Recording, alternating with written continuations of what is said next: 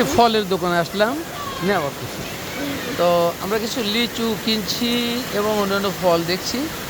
বাইরে প্রচণ্ড বৃষ্টিতে ঢুকলাম, ফলের দোকানে বসে আছি, দাঁড়িয়ে আছি, ওয়েট করতেছি সবাই মিলে যেখানে কি নাই। এবং ফলের মনে হয় ফলের রাজা এখানে।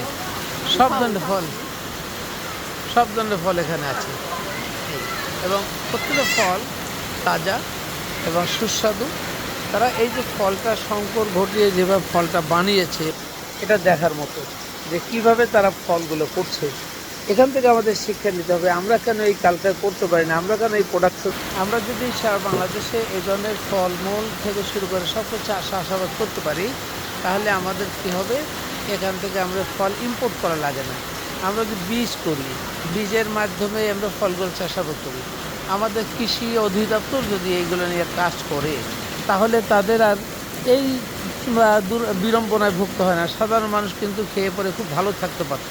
বাট আমাদের কৃষি অধিদপ্তর এখান থেকে একটা বীজ নেওয়ার পরে সেইটা নিয়ে গবেষণা করবে, 3-4 বছর লাগাই দিবে, তারপরে ওই ওই মানুষের যে ইচ্ছা আকাঙ্ক্ষা এটা যে ভালো কিছু করবে, এইটাই শেষ পর্যন্ত শেষ করে দেয়।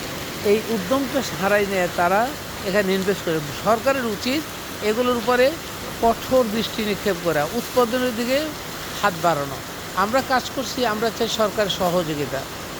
সে কি চাচ্ছে, উন্নত প্রযুক্তির টুলস ব্যবহার করা, এই বীজ ব্যবহার করা, বীজ সরঞ্জাম নিয়ে বাংলাদেশে এগুলো উৎপাদন করবে।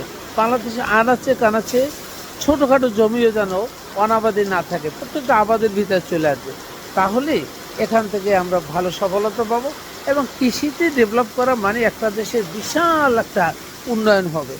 এই জিনিসটা যদি আমরা সরকার থেকে সহায়তা না পাই, আর সরকার যদি থাকে তার ধান্দায়, তাহলে তার দেশের উন্নয়ন হয় না। সবাই সরকারের সব লুটে পুটে ধান্দা করে, কিন্তু সরকার আসল উন্নতির জায়গায় যায় না।